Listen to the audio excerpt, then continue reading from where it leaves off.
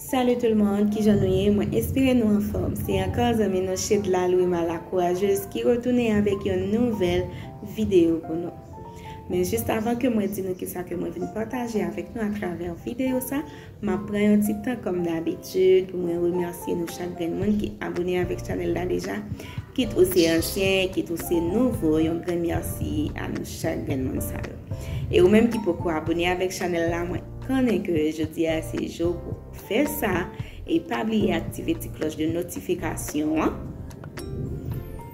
Et partager le famille aux amis pour être capable de faire de même ensemble avec vous pour abonner, activer la cloche de notification hein? Pour à chaque fois aller poster une nouvelle vidéo pour nous toujours recevoir notification que YouTube gagne pour le voir par nous. Dans la vidéo ça que moi porter pour nous mes amis, petit sujet que moi viens partager ensemble avec nous c'est vitiligo. Vitiligo qui c'est une maladie qui toujours affectée pour quelle que soit nation qu'on y est. OK mes amis, si j'aime te dire là dans l'intro ça que moi viens partager ensemble avec nous dans la vidéo aujourd'hui c'est vitiligo, qui est une affection de la peau caractérisée par l'apparition des taches blanches sur les pieds, les mains, le visage, les lèvres ou toute autre partie du corps. Ces taches sont causées par une dépigmentation, c'est-à-dire la disparition des mélanocytes, les cellules responsables de la couleur de la peau, qui est pigmentation.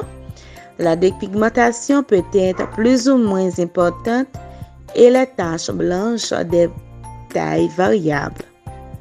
Dans certains cas, les poils ou les cheveux qui poussent à l'intérieur des zones dépigmentées sont également blancs.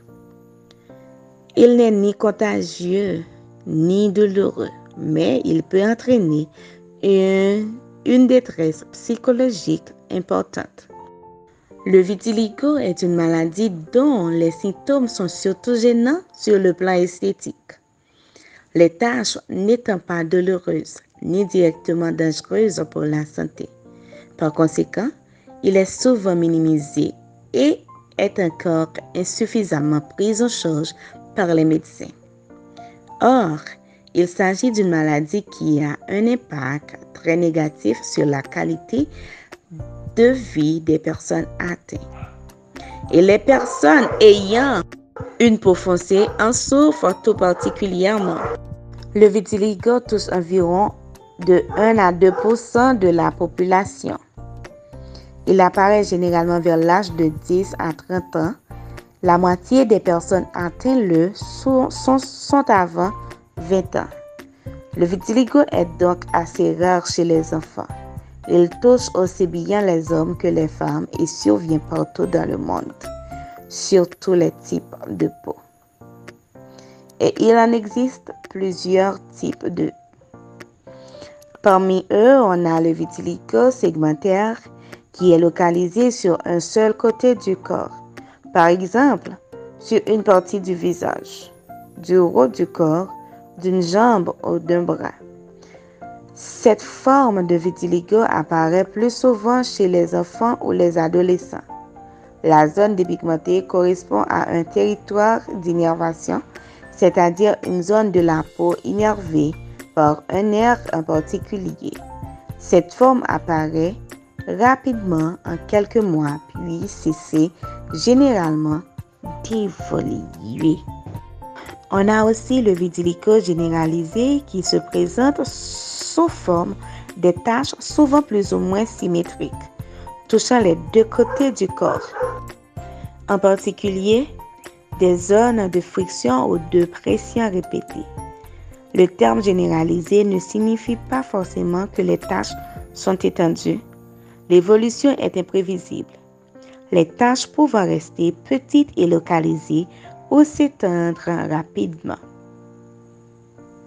Le vitiligo universalisé, il est le plus rare, qui s'étend rapidement et peut toucher presque la totalité du corps. Les causes du vitiligo ne sont pas bien connues, mais on sait toutefois que l'apparition des taches blanches est due à la destruction de mélanocytes, ces cellules de la peau qui produisent la mélanine. Une fois les mélanocytes détruits, la peau devient totalement blanche.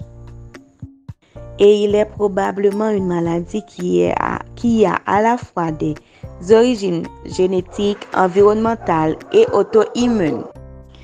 Pour les facteurs environnementaux, bien qu'ils ne constituent pas la cause du vitiligo à proprement parler, plusieurs facteurs déclenchants peuvent contribuer à l'apparition des taches.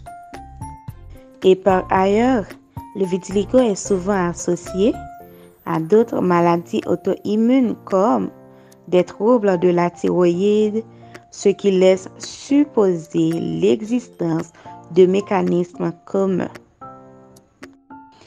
Il est également lié à des facteurs génétiques qui n'ont pas été clairement identifiés et il est fréquent que plusieurs personnes soient atteintes de vitiligo dans une même famille. Ces gènes jouent un rôle dans la réponse immunitaire. Et cette accumulation anormale entraînait une autodestruction des mélanocytes. Le vitiligo segmentaire se traduit par une dépigmentation d'une zone délimitée correspondant à la zone innervée par un nerf donné.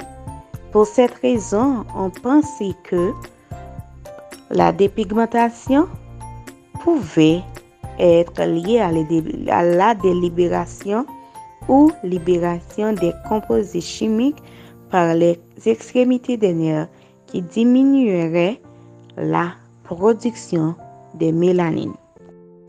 Évolution et complications. Le plus souvent, la maladie évolue à un rythme imprévisible et peut s'arrêter ou s'étendre sans que l'on s'attache. Il peut évoluer par phases. Les aggravations survenant parfois après un événement déclencheur psychologique ou psychique. Dans de rares cas, les plaques disparaissent d'elles-mêmes. En dehors du préjudice esthétique, le vitiligo n'est pas une maladie grave.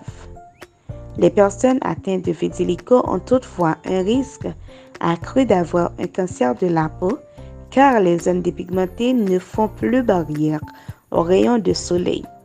Ces personnes ont également une probabilité plus importante de souffrir d'autres maladies auto-immunes. Chez les personnes à risque, certains facteurs peuvent déclencher le vitiligo. On a un grand choc émotionnel ou un stress intense serait parfois en cause. Les blessures, les coupures, les frottements répétés, les forts coups de soleil ou un contact avec des produits chimiques phénol utilisés en photographie ou dans les teintures pour les cheveux peuvent causer des taches de vitiligo à l'endroit touché. Et pour les personnes à risque, les personnes atteintes d'une autre maladie d'origine auto-immune ainsi de nombreuses personnes souffrant de vitiligo présentent une autre maladie auto-immune concomitante. Par exemple, la pulade, la maladie d'Addison, l'anémie pernicieuse, le lupus ou le diabète de type 1. Dans 30% des cas, le vitiligo est associé à un trouble auto-immune dans la glande thyroïde, à savoir l'hypothyroïdie ou l'hyperthyroïdie. Et les personnes qui ont des antécédents familiaux de vitiligo observés dans environ 30% des cas. Leur taille peut varier de quelques millimètres à plusieurs centimètres. Les taches sont généralement indolores, mais elles peuvent s'accompagner de démangeaisons ou de brûlures lorsqu'elles apparaissent.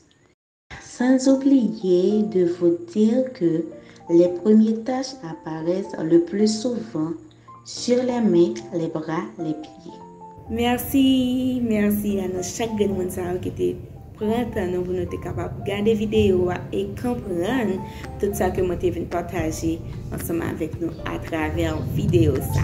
Pas oublier abonner ou même qui peut abonner, pas oublier like, commenter et partager by famille aux amis pour le capable arriver à atteindre tout territoire que le gagner pour les atteindre. Merci encore une autre fois. C'était les amis Chedla Louima, la courageuse. À la prochaine pour une autre vidéo.